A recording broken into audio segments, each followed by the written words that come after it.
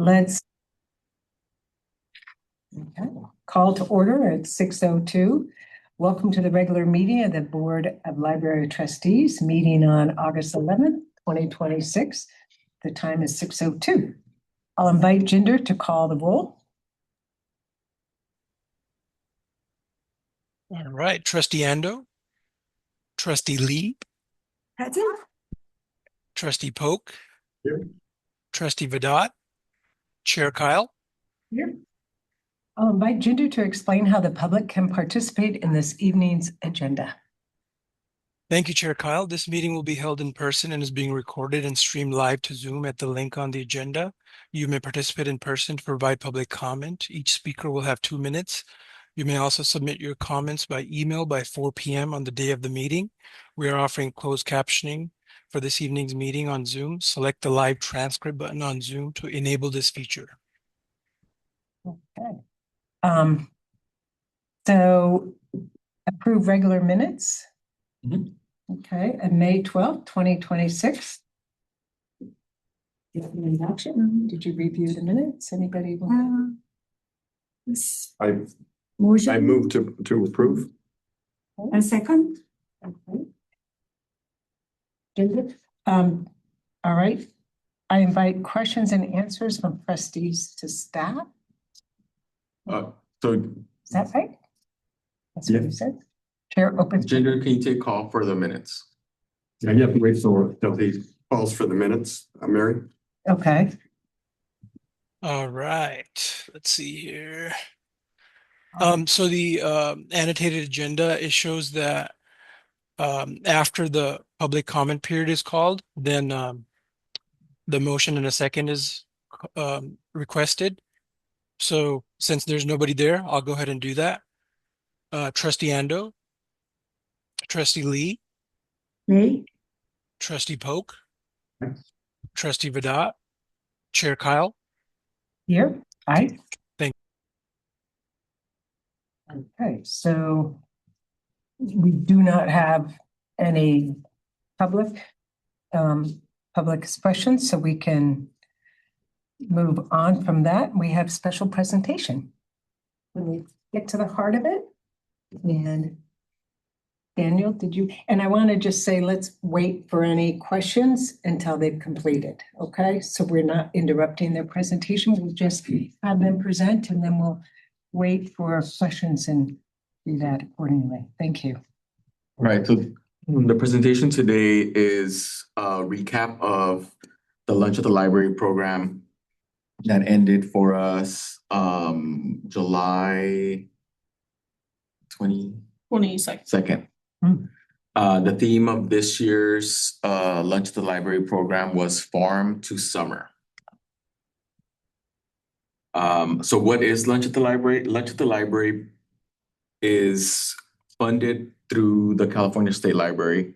So this year we received a grant from the State Library through the Lunch at the Library program of $6,000 to provide kind of pop-up library style engagement at community meal sites throughout San Rafael, through the San Rafael City Schools who were offering lunches. And through Lunch at the Library, libraries can either be a community meal site and deliver and distribute lunches, or they can do what we did and provide the engagement at some of these events during the summer. And it basically allows us to develop programming that aligns with the theme, give out free books. Our team gave out free books and provided some engagement through like fruits. So we provided like berries and stuff from the farmer's market and wrapped that up into like the engagement and the learning component. So it creates opportunities for teens. We had 2 teen volunteers. Interns. Paid interns. Paid interns. And it helps, it really helps libraries connect to the community school, like the schools within the community, and helps us highlight services at the same time. So part of us working at these school sites for Lunch at the Library, it also helped us promote our summer reading program and really share resources that aren't necessarily known throughout families. So that was an added bonus for us. These are the sites that we visited: San Pedro, Laureldale, Venetia Valley, Davidson Middle School, Pickleweed Community Center.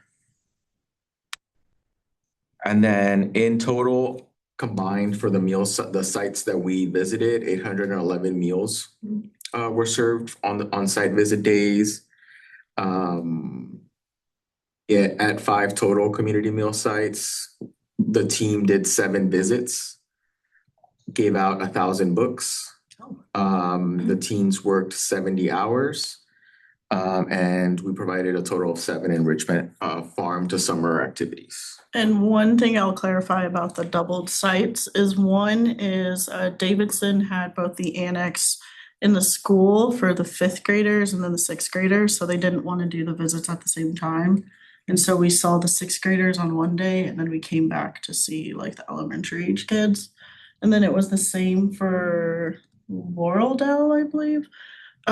We saw TK Kinder one day, and then we saw 1st and 2nd a separate day.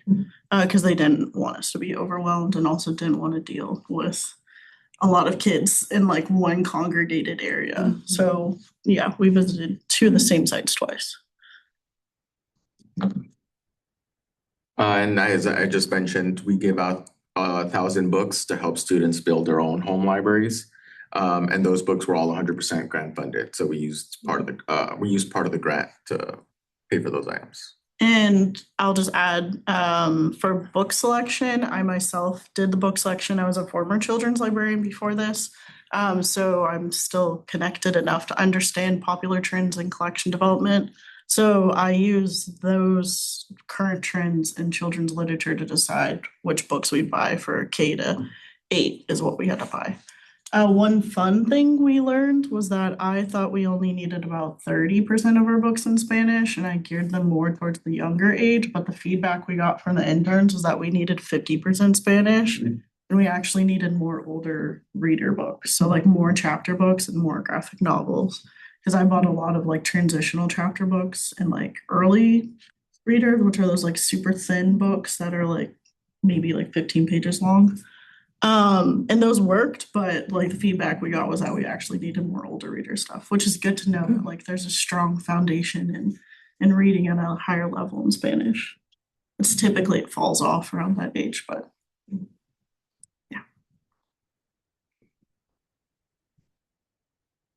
yeah. So farm to summer enrichment, kind of what the themes or the topics that we touched on is cooking and nutrition education, food tasting, and pollinator education. So this is what our enrichment activities focused on during the sessions.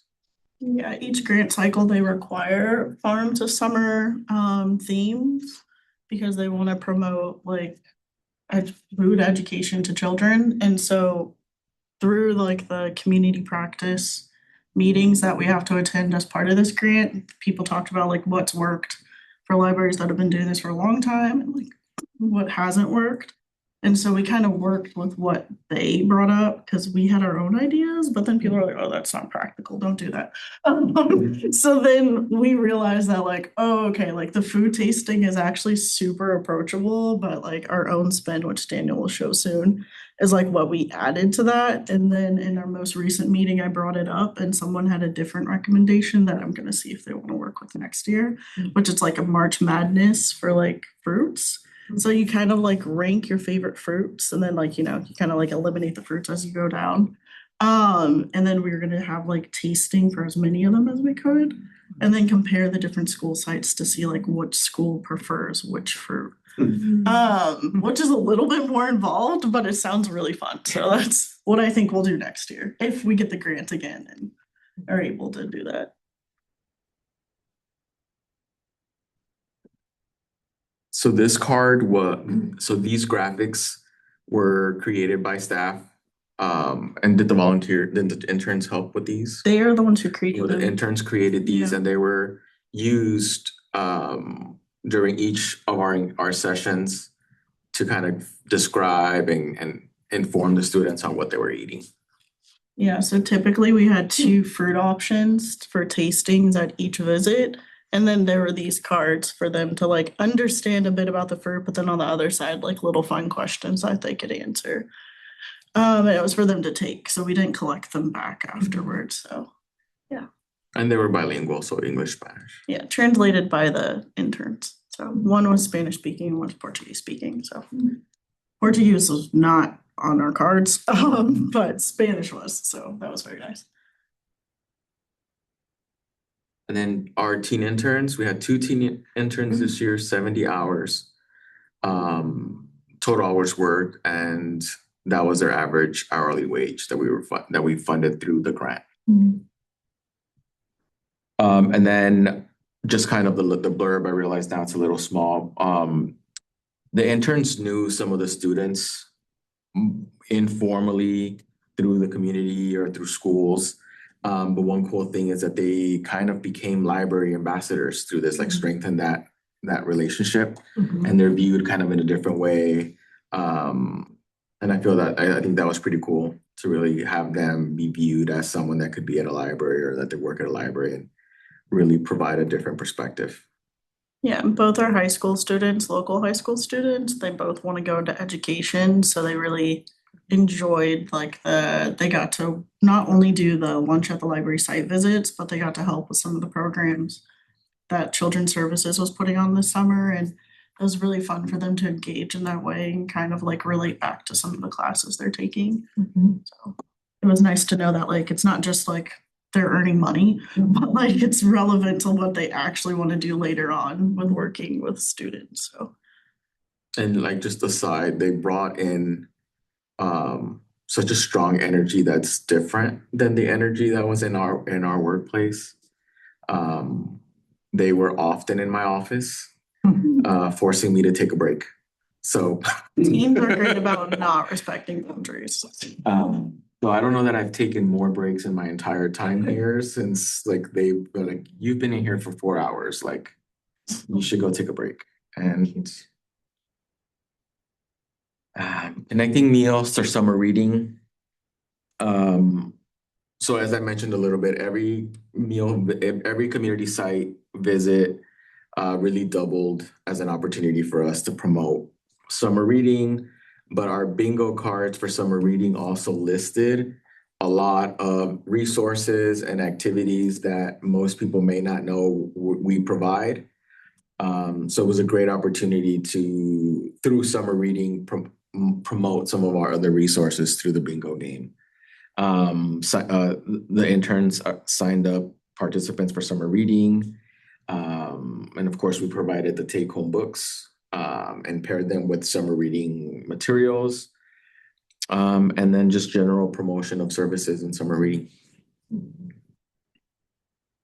Some stories from the field. Do you want to share some of these? Yeah. I'll read it off your screen. I'm like, both are small. Yeah. Okay, so the first one on the top left is a first grader who loves amethyst asked if we had books about them, proudly showing off his amethyst necklace. We didn't have that exact title, but found a National Geographic reader on rocks and crystals, sparking a new love of geology, one book at a time. And then familiar faces and new connections. Children recognize favorite titles and characters at every site. A reminder that meeting kids where they're already at, where they already are, makes books and library resources far easier to reach. Sorry. Okay. Farmers Market Produce Tasting. Teen interns chose, prepared, and shared fresh produce sourced. Do you want me to read this part out loud? That's not a comment. Oh, it's up to you. Okay, from the Santa Fe Farmers Market, sparking curiosity as kids tried new fruits and learned about familiar ones. And it was really fun because they got to recognize which of the vendors at the farmers market had the better berries. And then they come back and tell us. So then we would know, if we ever stop by, whose berries we should be getting because we got to taste them. And then bilingual take-home cards were the ones that we had in the previous slides. It's stories from the field. You saw what I saw when I did there. Oh, I see. Oh, look at that. Yeah. That was a pun. Yeah. And then we've got some pictures here, the rest of the slides. from Davidson, Venetia Valley, and I believe Davidson. And those are how we distributed the fruits, the berries, and the cards there. And on the right side are our two interns, Camila standing up and Zaira closest to us.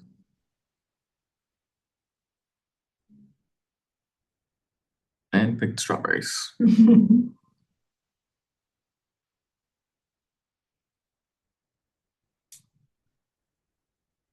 So we do plan to apply for the grant again in 2027, and we'll see how that goes in terms of how much funding is available and how much we're awarded. But our goal is to continue to build onto our existing partnerships with these sites and the schools, but also just build onto it. Marin County Free Library also gets a grant for Lunch at the Library. And this year we kind of looked at how to spread out our staff so that we're not all at the same locations. So like that collaboration, that partnership, it's something that we want to kind of grow. And of course, grow our enrichment programming, look at different ways to expand what we're doing and kind of our activities. And continue bilingual outreach during the program. It was noted in terms of who we're helping and the materials the books that they were requesting. So putting an effort into making sure that both our materials and staff helping and interns can communicate and engage. That's it. Great, thank you. Thank you. So we'll open it up for questions. I've got a number of them. You just mentioned that Marin County did the similar thing. Did they do it this year or are they planning next year to do it? No, Marin Counties did it last year. I think last year was one of their first years. I believe it was their first year. But every library jurisdiction can apply for the grant, and if they're awarded, they can do whatever works for them, either be a site or be a pop-up. Okay, so you're just aware of that they did it last year. Yeah. They did it last year and this year. Oh, did they do it this year? Mhm. Oh, okay. So, But because they're given a set amount of money and because the county covers a lot more school districts than we do, since we were already engaging with Summerfell sites, they put their effort into other districts that we don't go to. no, I was just curious about it. Did you coordinate with them at all to see what they're doing or how they're doing Yeah, it? we're in constant communication with. In the beginning when we were planning. Yeah, they helped us plan for this. Okay. For this year, Good, based on their experience last year. good. I have more, but if you want to. Kate, round robin. I was wondering how the interns, what grades are interns are you guys? They're rising seniors. Yeah, but the application was open for high schoolers specifically, so like ninth. I think we technically had an eighth grader, but we were prioritizing high schoolers. So it was 9th to 12th is our target audience, and that's our own parameters. I mean, teen is officially like 13 to 18, so technically a freshman in college could apply. Which they definitely said they want to reapply, and we told them they can reapply, but like we want to like encourage other people. So if there's competitive applicants, then like, we're gonna try and give people a chance, but they're technically allowed to apply again. So I told them they could. That's so sweet that they were interested in education or library services or something. So that touched them. That's Yeah, and they both wanted to keep working, but we were like, you could volunteer, and they're like, why would we volunteer when it's still paid us? So I was like, this was through a grant. yeah. So I was wondering, did you use other volunteers like master gardeners for the pollinators, or did you bring in any other people from the We community? had originally been in conversation with the Golden Gate Parks Conservancy. I always mess up their name. To come to some of the meal sites with us, but they had staffing changes right at the beginning of the summer when we were confirming our site visits. So that fell through this year, but we plan to work with them next year. And they're a little bit easier to bring on to school campuses because they're like a set organization. versus, I mean, the master gardeners are also a set organization, but they prefer to work with older adults. I should just say adults who are older than children. Because we've tried to partner with them for other children's programs in the past. So we decided the Golden Gate Parks was our better option. And they do a lot of kid-centric. Actually, they're the one who gave us the idea for the pollinators.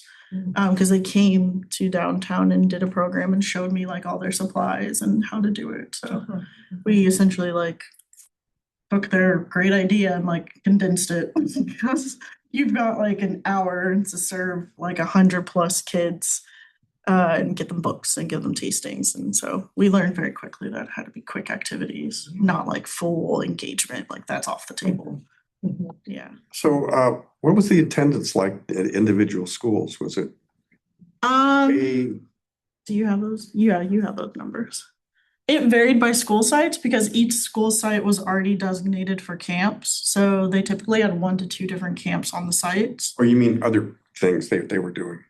Yeah, so each site had like a set summer camp there. Okay. And so those were the kids that came to this? Yeah, and it's the meals are always legally, they are open to the public by like California state law. So I don't know that they had any outside people. And when we had talked to the school district, they said that like in the beginning, post-pandemic, there was like participation, people would show up, but like as we move further away from the pandemic, like fewer and fewer people would show up to the meal sites for meals over the summer.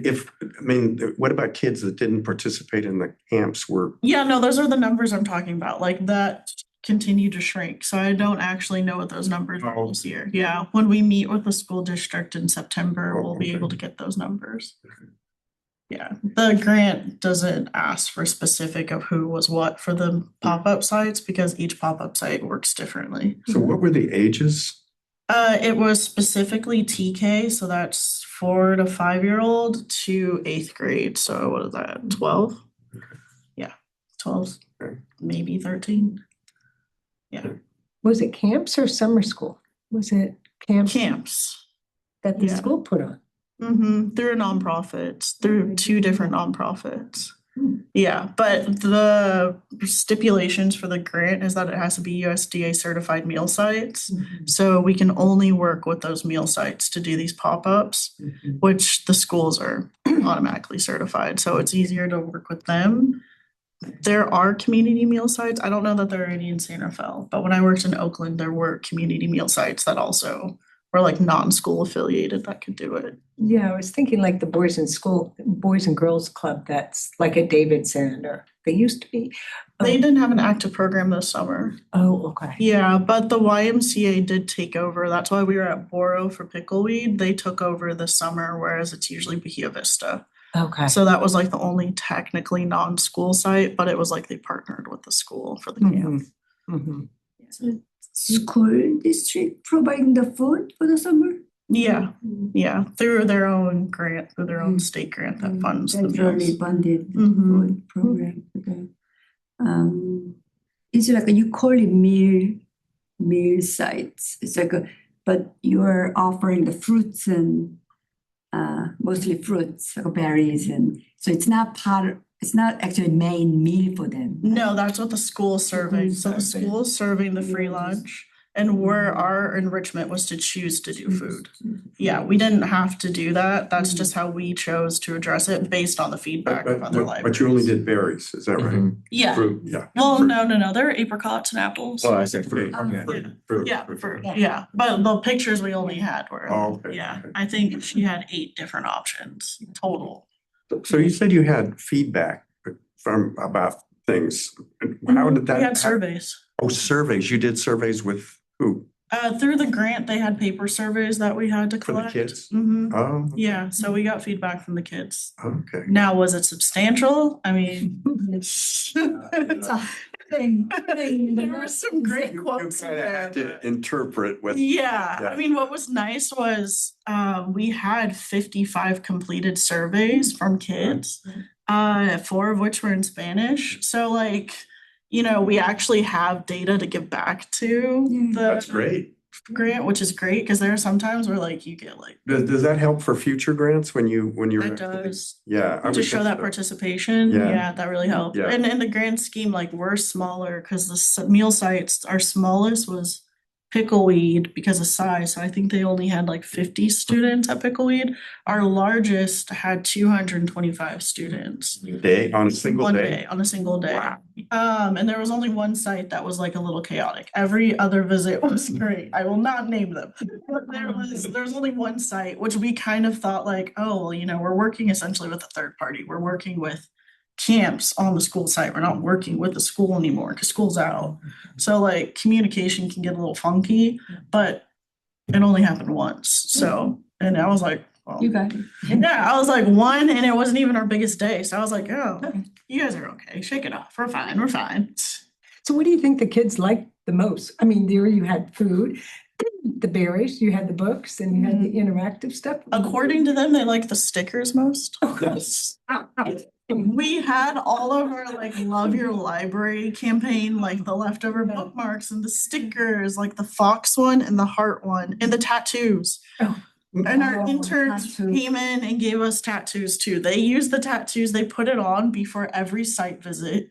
And then they give kids, yeah, they'd had it on their face and on their arms, and then they go, and then the kids would see them and they'd want tattoos. So now I'm like, great, now all these kids are walking around with face tattoos of the library because of you guys. But like those like stickers were number one, which we thought was hilarious. So next year we kind of think we want to do like a special lunch at the library sticker. And then the books were like number two, and then the food. But Okay. to be honest, like they're eating lunch. Yeah. So like you getting like a few berries in addition to your lunch, like I can understand it's not chocolate. So like Right. it's not Next year. that, yeah, right? Like next year we'll do chocolate dipped. But yeah, so I'd say the stickers, which I thought was hilarious, which gave us the idea next year, you know, we'll do special stickers, a special sticker, one. It's easier to do both. And they got to pick out their book? Yes, yeah, Okay. and it was from picture books to graphic novels and everything in between, nonfiction, fiction, everything. So what do you do with the leftovers? Because there must have been some that weren't taken. So some of the books I ordered through Scholastic, and they gave us a bunch of bonus books because that's just how they work. And their bonus books, respectfully, tend to be the stuff that doesn't sell well. So those were a lot of the ones that came back. Not the Spanish. Any bonus books I got in Spanish, we were completely out of. Wow. But the books we got in English, those were the ones I noticed were the ones that came back, because those weren't the ones I bought. Because I was like, oh, I didn't select this. So we're just incorporating those into our giveaways. Most were given to the schools, but like because we got so many bonus books that came in addition to what the grant funds were spent on, we're just gonna give them to the schools when Oh, we good. start doing the MyCard That's good. visits. Yeah. What kind of books were popular? Graphic novels were number one, of course, but I picked fun ones. Yeah. And then the early readers, I made sure, and they didn't believe me, but I know kids like these. There's a series called Who Would Win, and it's nonfiction National Geographic books that pit different animals against each other. And it's like all factual, so it's like who would win? It's like the mosquito versus, I don't remember what it was, but of course the mosquito wins because it gives you a disease. Yeah. So then that's actually how the book ended. So it's stuff like that. So those were super popular. And I was like, I told you this would work. And they're like, no one wants these National Geographic. I'm like, yes, they do. What? Yeah, so the Who Would Wins, and of course the graphic novels. I had Dogman, Babysitter's Club. I bought the staples. They were all gone. Yeah, but they did split them up, so there was enough for each site, which was good. Pokemon. So, Yeah. so I don't know whether this was part of your survey. Do you know, did the kids give any indication of how often they might have gone to the library, if they even go to the library? That wasn't on the survey, and we weren't able to alter their surveys, but I mean, you know, for the future, that could be something we like have our own little. I'm site. just curious how often kids that you run into come here. But- Yeah, from the camp specifically, I'm not sure. They all have library cards though through the MyCard program. So we do have. So a you part- have a way to track that, whether they've at least checked out a book. Yeah. They're all They all get library cards every year through the library automatically. Do you know what kind of, I mean, how many actually use them or? No, I haven't pulled stats on how frequently or how often they use it. Primarily because the goal of one of the goals for the My Card program is that they have access to the library even when they're not at the library. Sure. So them visiting the library isn't always our primary reason for doing it. They have access to all of our digital resources, all of our homework help, all of our anything that they need to do at the library, they could do from their classrooms now through their library card. But that would be great information though to. Right. Statistically to see. So we can have, we could get usage data for that. Yeah. Yeah. Yeah. think he's got a request. No, yeah. But you know, that survey's coming up that we gotta fill out. Yeah. So the ELA survey, so you'll get that data.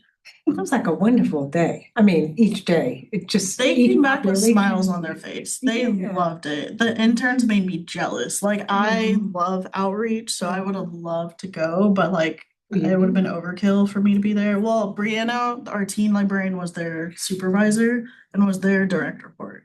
So, or their direct, supervisor. So she's the one who actually went to the sites, drove them, had them like set up, and they got it down to science. Like they could pack those boxes and like break down and set up quickly. Wow. How long Yeah. did they last during a day? How long were they there? What were they doing? 6-hour shifts, typically 5 to 6 hour shifts. So it's prep, breakdown, site visits. 3 or 4 hours at the site maybe or something? No, it was typically like 2 hours at the site, and then the other hours were morning prep. And then they probably help type up the fruits for the day. Yeah, not usually the day of, probably an off day. Help with some of the kids' programs. They were also got our seed library. We got caught up with all the seeds. Yeah. Because they take some seeds just as a side thing, but They were able to help us with one-off needs while they were there. yeah, they did some of the signage and teen they redid. So They launched a Spirit Week. They yeah, launched a Spirit Week for staff. yes, they did. Cute. We had About 3 time. spirit days. Sounds like teenagers. Yeah. And I told staff, you know, only have to participate in one of the above. So it was just a really welcomed energy. Positive, that's great. Yeah. Thank you. Thank you for coming in. Yeah, we were happy to have an opportunity to pay teens to do work, Yeah. but like also to engage with the community in a way that we couldn't do with our current staffing, because it's just, this definitely needed 3 people to do for each site visit. It's very involved because like I said, you're getting a high volume of kids at once. They wouldn't all bum rush, like they come in groups, but Oh, some that's good. sites, like the groups were larger, so you're still dealing with like 40 kids and you've only got 2 tables. So, Yeah, the rush. yeah, so I couldn't have done this with just our teen librarian or even myself and the teen librarian. So I'm grateful for the teens. Yeah. Yeah. Yeah, I wouldn't want to grow it though. Like I wouldn't want to grow our teen team Mm. because I think 4 is too many. Like 3 is the perfect number. Maybe the kids could relate to the teens more too than the. Oh yeah, That's what Brianna you took a said, step yeah. back. She told me at the sites, she was not the one really talking to kids. She Yeah. was actually usually the one dealing with the berries just for like food safety. Right. And then like the stickers and the book selection was happening with the teen. Oh, that's good. Yeah, so it was a great opportunity for them and she took a step back and let them do their thing. Yeah. Yeah. We used to have a children's room. There's twins are attending a desk check mark for the reading program. Yeah, we had talked about that. This was the first year we did like a unified summer reading program again. So next year we're having a meeting next week to kind of debrief and talk about what can change. I think signups were light in the library. There wasn't really a sign up component as much. But maybe for redemption, I don't know, I'd have to talk to Margaret to see how she felt about that. But that did come up this year when we were Yeah. talking about So I remember kids were Because they're like a 12 years old, 13 years old, like recommending their favorite book when they're Yeah. reading at 7 years old, Yeah. 20 years old. And they kind of carries more to the kids than Margaret might be recommending. Yeah, or and I was like, something. yeah, sure. Or something. Yeah, that is on our list. Yeah, depending on how we structure it. Did you have any more questions? No, that's Great. very good. Thank That you. sounds great, the program. It was fun. I'm glad we did it. It was like a nightmare and very scary in the beginning to organize, but then everything started rolling and then it turned out so well and it was such a breeze at that point. So, yeah, Summer gone fast too. it did. Yeah. So are you getting feedback from the camp or from this? You won't get it from the schools because they're not involved, but from the camp directors or anything? Yeah, so there is a site coordinator through the school, like he's not there during the summer, but that's who we're meeting with in probably next month. And we'll get the feedback from Okay. him about their perspective on how it That went. would be great. Yeah, but we got like the teens had to fill out a form, feedback form, and then, the ones we collected from kids at the site. Yeah. Yeah, there were no adults eating the meals or no parents, so we couldn't collect that data because it's in camp, so they're just there with the teachers. Yeah, Thank you. yeah, of course. So, other agenda items, community programs proposal process? Sure. So this is more of just an update to just community programs, or when our community members are interested in providing some type of program or event to the community in partnership with the library or through us in collaboration. And this is kind of formalizing a process for us to collect that to collect the interest, to collect the information, get data, and really have a consistent way for staff to evaluate those requests and measure them up against staff capacity, costs, whether they're aligned with city and library goals, and whether they're meeting a need that that we have identified that it's needed in our profile of programs or events. So this community programs proposal process, it's kind of a mouthful. But it's a form that people fill out when they reach out to us that they want to provide a program that they have expertise in. And then they just submit the form. So it's all the information is collected. They go to our website to do it. And it's a good way for us to really keep track of what our community is presenting to us, because at some point it is reflective of what the community is doing and what they're engaging in. And it's an easy way for us to kind of bring in experts to help us lead some of those programs. And just for reference, last fiscal year, we delivered 503 in-person and virtual programs and engaged with 17,406 participants. Wow. So programming is a huge deal for us. We're interested in really bringing in and seeking guidance from the community on what our programs can be in collaboration with organizations that aren't internal to our library. And I think it's a good way to really streamline the process.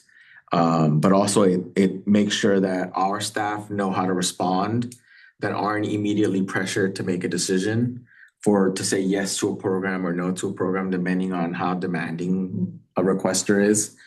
But it also ensures us that the right staff person is evaluating based on what area they support.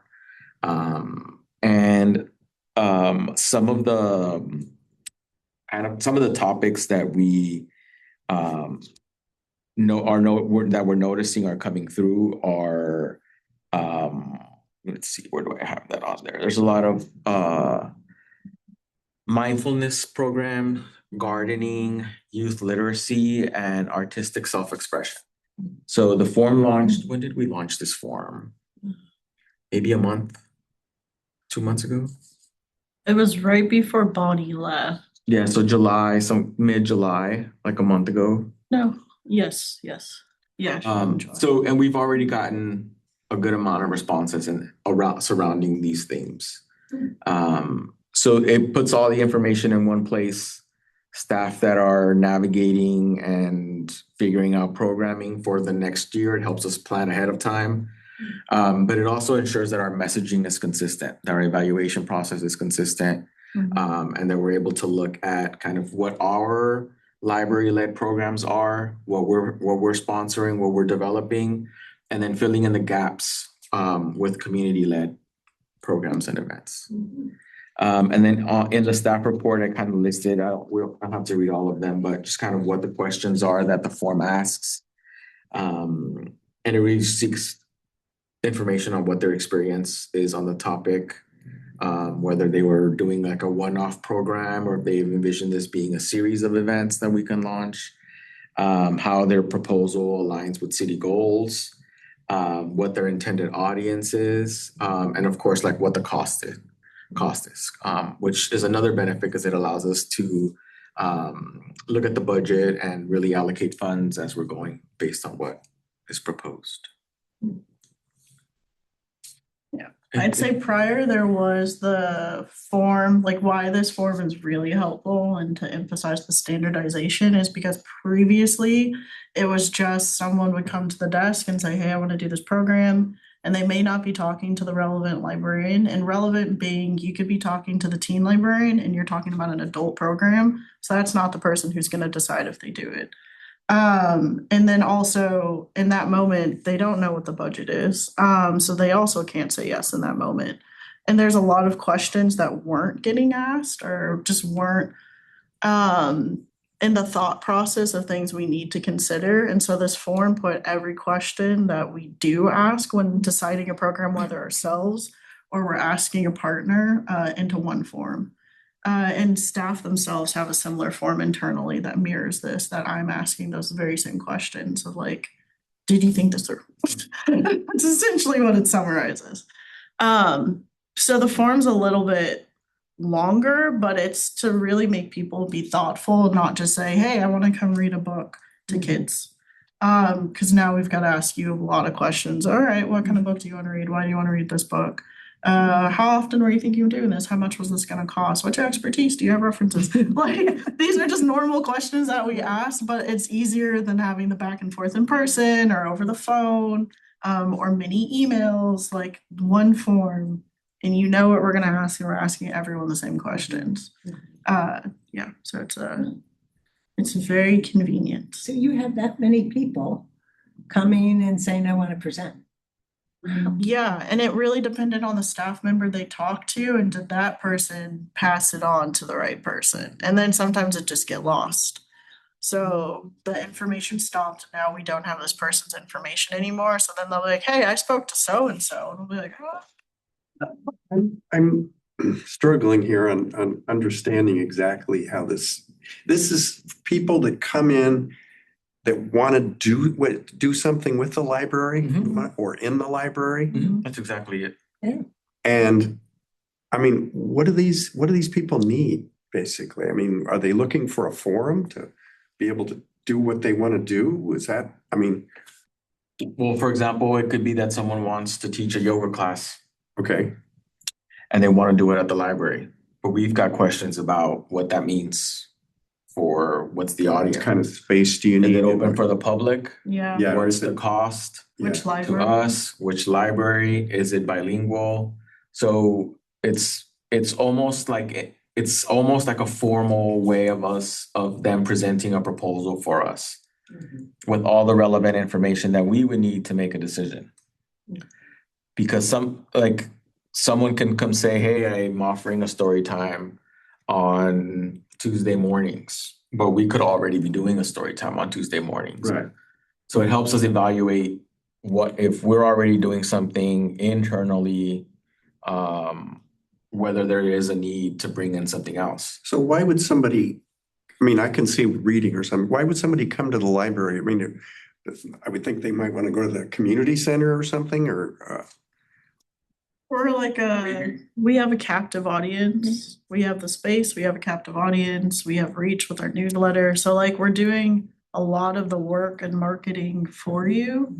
And we're giving you the space. And then libraries tend to be like, hey, this was a good program. You should work with this person. So now you're getting referrals. Yeah. So you're kind of creating that network for them, which makes it a really favorable space to offer your services. I think tomorrow, I have it circled that you have some speaker talking about monarchs, right? Isn't it with you guys? Is it? Is it? It's tomorrow, the Master Gardeners. Tomorrow's Wednesday. That is correct. I think it is. But it was like, this is kind of interesting. Here it is at the library. Yes, I'm interested. And, that would be kind of Yeah. the. Libraries have always been vehicles to close the gap, tools to close the gap on everything. Technology, education, literacy, entertainment, and joy.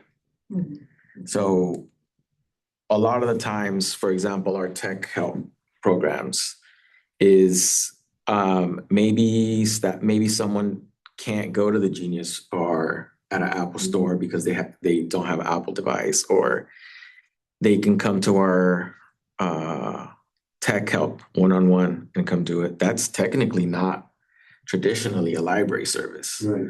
But the responsibility for us is to help a patron close the gap on technology so that they can truly use our resources.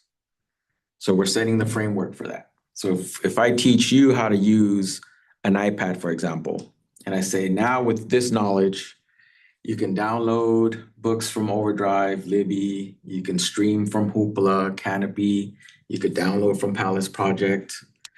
You can then upload your own books onto BiblioBoard. So we've got to close that gap if we want them to truly use all of our resources. Right. And part of that is we aren't experts in everything. So we've got to reach out to our community. We've got to be welcoming of making those connections with our community who can help us educate our patron base.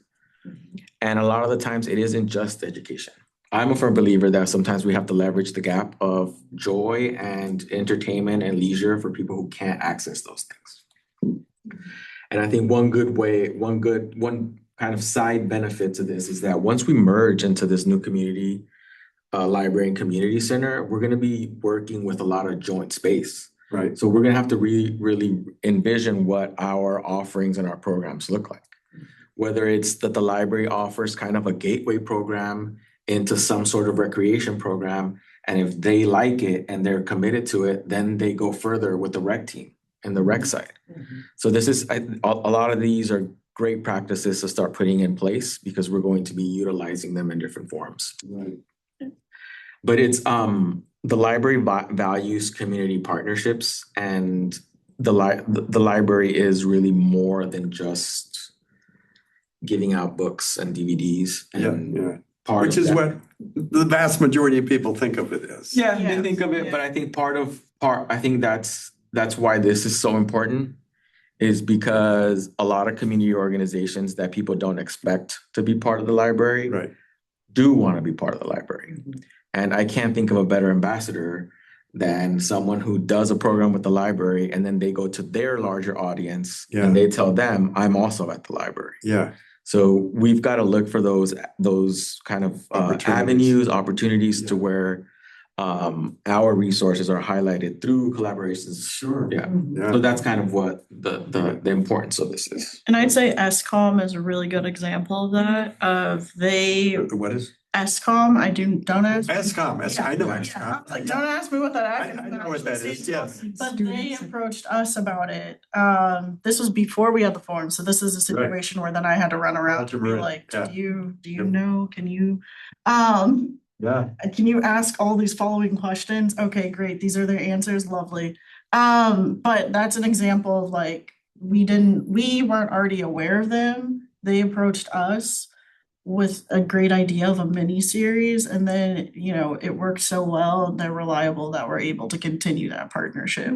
And again, it's like like you said, they're at Calm, they already have their set audience. Right. But it's grown and now people like are continuing to ask for more, which they're like, oh yeah, we have content on this, so we could do a program on that, which is what's happening They next week. they subsidize, I've taken a number of classes there and some of them they subsidize. So they do a lot of things. Yeah, and I mean, they're partnering with us for free, which, the library loves free. Yeah, So we're never mad at a free program. Right, That's right. really great quality like this, so. So like your art program, like you have speaker series for the art, Mhm. like what's going on at DeYoung or something. Is Yeah. that your own set schedule and you bring in speakers, or is that? Correct. Okay. Yeah. They're kind of regular. Yeah, Right. so there's like inherited legacy programs like that, so the art program is one. Is that We're in is it the ones that are? In City Hall. Yeah, City Hall. Yeah, I went to one of those. Yeah, and so for those, we like the date and times preset, but it's on us to find docents. Oh, okay. Or volunteers who are not official docents to come give talks. You get some pretty good quality people there too. Yeah, I'd say what makes the art talk specifically so competitive is that historically San Rafael was the first to do it, then San Anselmo did it, and now many others do it. Mhm. And so we're all competing Yeah. for yeah. docent talks. Right. And we're in Marin, so it's very congregated. Our patrons are willing to travel to libraries for these talks. So you're not gonna do the same docent talk at every library. Right. So it just makes it a little bit more competitive to be like, did you hear about this future thing? Or like, oh, this docent told me that, in January, this is gonna be the thing, so then go ahead. Yeah, we're booked for January. We're booked through January right now. Because you gotta hop on it early if you wanna, like I said, it's competitive, so. Yeah. Yeah.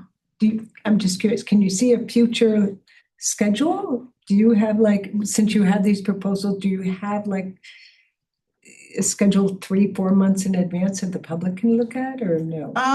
Not always. I think sometimes we'll release like 6 months if we have 6 months planned out, but it really depends on like how many we have planned out. Usually we just do 3 months because we can easily confirm at least 3 months in advance. But I know that Lee has worked through January and she's working on the next, but some it's too early, so, Mhm. yeah. I was just mentioned that I just remember 10 years ago that children's room teen is for the teen parents. Like there's a title like Lost Boys or something. It's about the struggling boy, teenage boys or something, that this psychotherapist who does programs for the struggling teen boys that doesn't quite fit into the school system, or and there's so much pressure for the boys, like never cry, never stoic all the time, be in charge of everybody, has to be leader or something like that. So he was a gentleman who was doing a program to the 1 hour like a workshop kind of thing for the parents. So I think I remember like seeing the poster, like we gather all the parents with the boys show up in the room, and hour of sort of lecture-ish, like this is happening, it's really there. They look like a man, but they're not quite men yet. But eventually at the end, I realized that he's also promoting his program outside of which for those services. Which is fine. Yeah, and for those, that's where we have to tread carefully, where you're marketing something that is to then be a continuing service that may or may not be paid, regardless if it's free or paid, that's where the library has to tread carefully, because we're not here to market your services necessarily. It's a free informative service, Learned a lot at the same time. It was at the end, I was like, oh, okay, I could see it now. There's a slight and promotion of we his, had that with the college readiness. I think it was like the 3-part series we did last fall. She has paid one-on-one service prep, but what she was offering was essentially what she does in her one-on-one prep broken into 3 parts in the series for students to help them prep for the college apps. She, you could pay to see her, but that's not what this was about. This is she was able to condense it. And again, it was free. So will she get clients out of it? Maybe. But at no point are you allowed to say, sign up for my mailing list to hear about my discounts. Like that's Yeah. prohibited, so. But Yeah, that's a 4, good 5 years service ago, you- even have a SAT test exam here at the library. and Yeah, my son was- But you know, talking to the teens, our interns, they were talking about whether they were going to take the test or not, depending on which schools, because some of the Exactly. schools don't require them right now. Right. So it's become, it's always, It's a whole it other. ebbs and flows with like what team focus is in the topics. Right. So you look for one-off things more often than not. It's easier to commit to standalones or Yeah. mini series than like long-term reoccurring. Yeah. Because that like locks us into a specific schedule that like you don't want to deviate from it too much. Once you commit to it, it's really unfair to the community to be like, all right, never mind, we're not doing this anymore. Right. It like sends the wrong message. So it's easier for Yes. us to say like, if you want to do a series, yeah, we'll do like once a month for the next 3 months and let's see how this goes. We don't typically do anything more than once a month, just because our time is limited. So unless you're doing it at different branches, that's where we can like, yeah, you're technically here like 3 times a month, but like you're at a different branch each Right. week. Right. So that like is how You do things at like Northgate and Pickleweed. I mean, Pickleweed did have like reoccurring programs. Northgate, well, parking at Pickleweed is one of our biggest problems. yeah. Challenges. And then Northgate, the challenge there is staffing. So we can really only rely on passive programs or after hour programs, which is really just the book clubs tend to be after hours. But yeah, any like active programming at Northgate's super challenging because we are very like tightly staffed there. I thought I saw a reading program. I mean, kids coming in for to be read to there. Reading Buddies did have services there at all 3 branches. So Reading Buddies did happen at Northgate and Pickleweed as well. Okay. Yeah. Yeah, and that'll be starting up again next month. So Thank A- you.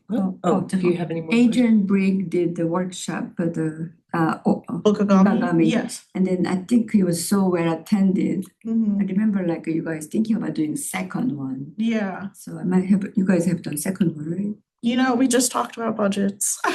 So that's for Oh, the I see. adult librarians to decide. We've Yeah. tread carefully about rebooking people we've recently used. Yeah. Because we don't have a large budget, so if we'd rather try someone new, Yes.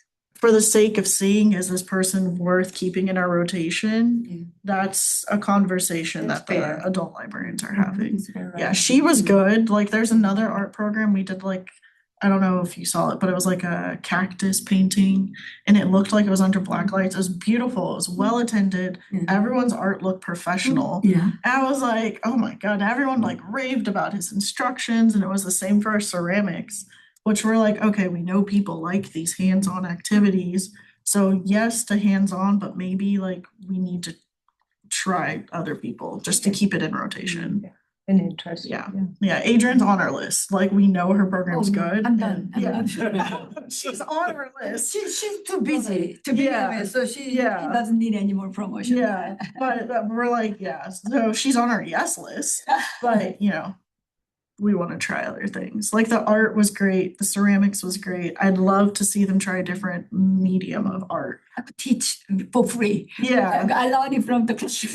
Yeah. It's for free. for I don't free. need the money. yeah. And we got the books. We so- got them a lot of books. Yeah, I think we That's still have true. tools too, so we have everything necessary to do it. Cool.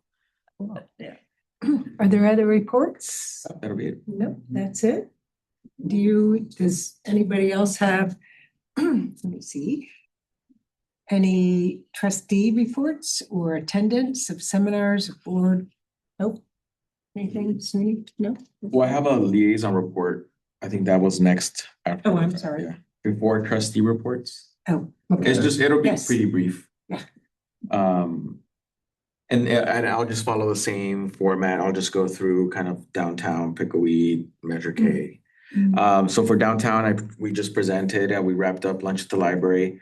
But we also just partnered with the county's probation department. And they have a program called Youth Working for Change, which provides youth who are in kind of their probation program or have been identified as being at risk with opportunities to intern at different places. They pay them, we host them, and hopefully starting in a couple of weeks, we'll have one intern who's in high school who'll be working with us 20 hours a week through November, I believe. Correct. And we've spoken with her and she's awesome. She's in high school, has her own small business, and she's interested in working at the library because she identified the skills that she's missing is customer service, engaging with people in kind of in a public way. And she wants to strengthen her skills with technology. And she identified the library as a good way to do that. They reached out to us and we were interested in hosting an intern and we can always use the help. So we're excited to bring her on and help us at the library. We've also did some training with staff because of the library in Chico with the active shooter in the library killed a couple people a couple months ago. That kind of raised the alarms for us in terms of our training. So we worked with our police department and they put together a site-specific training for staff in case we're ever faced with an active threat. How to manage it really based on kind of where we're working. The library has a combination of public and staff-only spaces. So I think it was good for us or for the team to really draw awareness of where we are at any given moment and what we would do in that situation. So it was a good training. It was a good reminder for us to stay on top of that training and just to get some good tips from our police department. Safety training or safety training, It's active shooter training. Active shooter training. Okay. I think it's called active threat. Active training. Okay. Because it could be. Yeah. Both of us Could be. worked at Oakland Public Yes. and other public library systems, and threats of this nature happen in various forms, and the response is often the same. Let's see, staffing. Bonnie retired in July 15th or 16th. 15th was her last day. Brianna, who was our teen librarian, was promoted into that position. So she's now the senior librarian in charge of adult and teen services. Alejandra has stepped back into her librarian 2 role.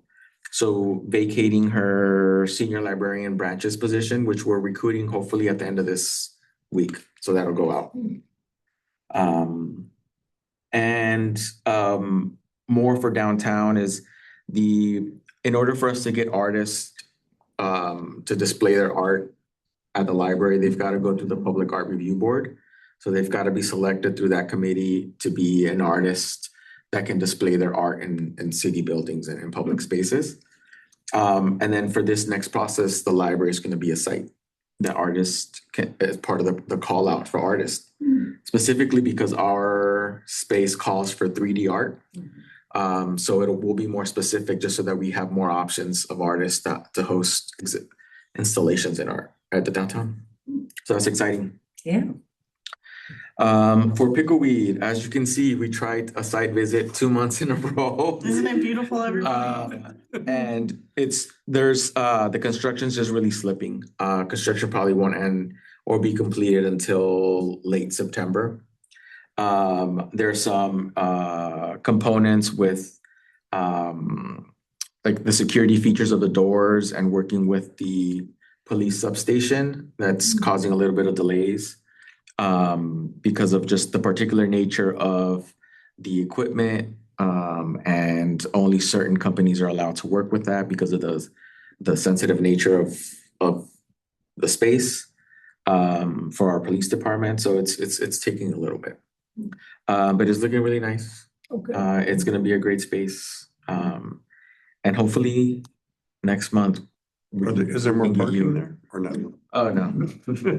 There's not more parking, and the fields are reopened. Yeah. So that's Compete. where you're Yeah. competing with a lot of stuff. It's such a hub, a lot is going on there. So it's parking's, I think, is always gonna be a challenge for us to navigate.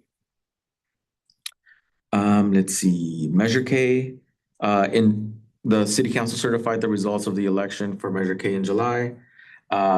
We were at 78% yes on that, which, from what the city manager and Catherine mentioned, it's the highest one of our measures has reached. And something of note is that it cleared 2/3 in all precincts, which I don't believe had been the case before. So, and that just speaks to all the hard work and that our staff is doing and how connected they are to the community. I think our public remembers that, and that speaks louder than our campaigns. Measure P, the RFQ for the proposals closed on July 29th. So the city is evaluating proposals. And proposing teams and selected team will be announced at the Measure P subcommittee meeting on August 31st. So teams moving forward and teams that submitted proposals, all of that information will be announced end of the month. We're looking to have a joint trustees Park and Rec Commission meeting in October. We'll have to figure out what date that is. So you'll hear from both either Jinder and I on what that looks like for October. For September, we also may have to or look at a date because our September meeting lands on a city council meeting date. So I'll look at what date options are and then we'll figure out the process for getting that on scheduled. Is it, our meeting is falling on the same day as council? Yeah, and I think it's because there's it's right It's after a like, holiday. Labor So Day then- weekend? Yeah, so They then moved they moved the meeting over to the next day. So we'll see, and then we'll reach out with dates. And then we haven't met since May, so just a little bit on the Pride event that we collaborate with Marin County Free Library to throw. We held it at the Civic Center parking lot next to the farmers market on Sunday, June 13th, 14th. 14th. What was that? The Pride event, Oh, Pride event. Reading with Pride. Okay. We had 153 visitors to our table, 42 for story time. We coordinated with 11 community partners. We gave away swag and a bunch of giveaways. We had music, Zumba, face painting, and one of our spin the wheel gifts were tokens for food or purchasing anything at the farmer's market. Cute. Nice. So that was a lot of fun. And then in September, Common Reads with College of Marin kicks off. The library, San Rafael Public Library is a part of that program. So we'll be participating in programming throughout between September and May of next year in different forms. Really highlighting the book Solito by Javier Zamora. Anything else? Program events? I'm sure there's a ton. Endless. There's a ton of stuff, but I think those are just kind of highlights of things that big kind of things. That's great. Yeah, that's it. Heard the zip books, no more. Oh, that's right. So we still have until the end of this month to submit your request for zip books, but the California State Library kind of redistributed those funds to other resources, and kind of ended support for zip books. One of the things that came out of that is that for the next year, we have access to tutor.com for homework help. It's labeled Homework California, but it's through tutor.com. So K through 12 help. That's one of the programs that's sponsored. Remind me what zip books are. ZipBooks it's a grant-funded program from the California State Library, where if there's a book you want that we don't have in our system, it's not at any of our member libraries, and you can't find it on Link Plus, then you find it on Amazon, you request it, and it's delivered straight to your house. But that's not happening anymore. Not after August 31st. Was it, That is great. was it Santa Fe Library gets a certain fund given to the Yeah. month of August? So once that's over. So no, it's through fiscal year. So for the year, so we applied for the grant last year. Well, we apply every year. Okay. And then they give you a set amount of money, and you have that much money to spend on ZipBooks for the year. For the year, okay. And For you the fiscal can year. return it or keep it, it sounds like. Well, if you return it, then you're able to request another one. Oh, I see. Yeah, and then Return. we're responsible for adding a certain percentage of those books into our collection. Uh-huh. And then the fund that you received is not, there's a leftover, do we have to return to the Yeah. state? Better use it. So where do you see People that? that are Where do you requested. go for that? Is it on the web? It's on our website. We pretty much advertise it every month in our newsletter.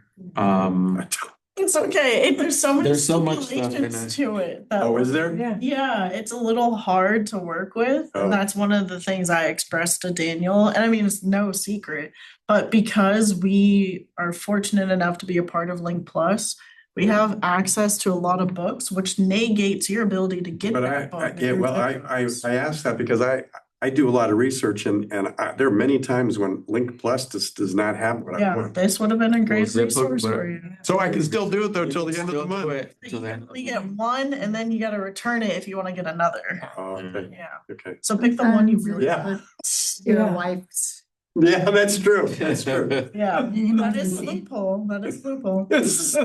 Yeah, but I She's thought a it library. was esoteric, but As well. I mean, Yeah. it was great. Yeah, which that's the intent of, at least for well-resourced libraries like us who are able to tap into our neighbors. Yeah. It's how you can get the more niche books that like are not gonna circulate well. So that's typically why And they that's didn't love. fall on our radar. I want it. Yeah. Nobody's. Mhm. Yeah, if it only is gonna circ once, then Yeah. we're not gonna spend the of, money to get it. Yeah. Foreign language books. Yep. Yeah, exactly. great. It's great for foreign language. Yeah. And then But it's this fun when those come back. last year, they also rolled out Ebooks. ebooks. Yeah. So the same kind of parameters. If you found a book that we didn't carry or Overdrive didn't carry, you found it, sent the link, and they would load it into the Palace project app for you to download. Oh, Okay. That's great. Wonderful. Yep. Good thing. That's all I've got. For last. Yeah. And. Yeah, but I mean, homework help, that's an expensive service.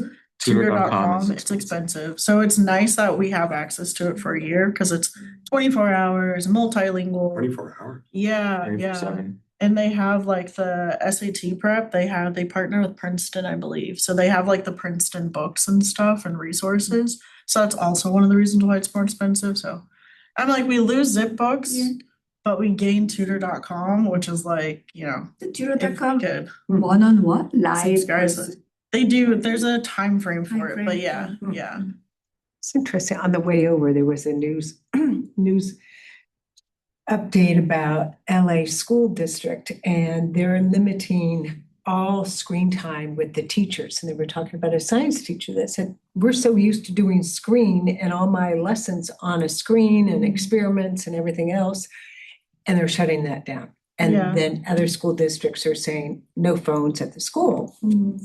which is interesting because we're so used to getting tutor.com, and yet Yeah. we had this conflict. We want to get the kids off of that and get them more engaged, let's say reading a real book, versus, and some kids, they evaluated, they had like 10 to 12 hours of screen time. Yeah, So, yeah. It's more even. No, I mean, this is evaluated by by the teachers, that they asked the kids Yeah. what it was, and that was their average of 10 to 12 hours per day. Yeah, I mean, if you're doing all your work on a screen, yeah. But yeah, I'd say for tutoring, that is an access and affordability, especially Marin. Tutors tend to be more expensive here because there's higher demand. And there's only so many free tutors, and even our own free tutoring service, we can only offer it to a student once in the cycle, and you can't come back after that. So, it's great that we now have tutor.com, but yeah, there's screen fatigue. So like now you gotta get on, it's not Zoom, but you gotta get on a virtual setting Yeah. to meet with this person, or it's all through chat. So yeah. But it's an option. It's now an option they have on their school Chromebooks. They can access it. So Change in Great. mind. Okay, and we didn't have any trustee reports. Thank you, Dan. I'm totally blanking on your name. Shawnee. Shawnee, I'm Yeah, so it's sorry. okay. There's like Thank you, 22 of Shawnee. us. So I'm gonna get your flag. Daniel and Shawnee, I know no, exactly. let this be this is supposed to be Brianna today. We're supposed to see the teen librarian, but Thank you, Don't it. Jinder. I'm gonna call meeting and announce the time when the meeting is ended, and we'll have adjournment, and it is 7:17. Okay. Thank you. All right, thank you. Thanks, Jinder. Thank you, Jinder. Bye, Jinder. Bye.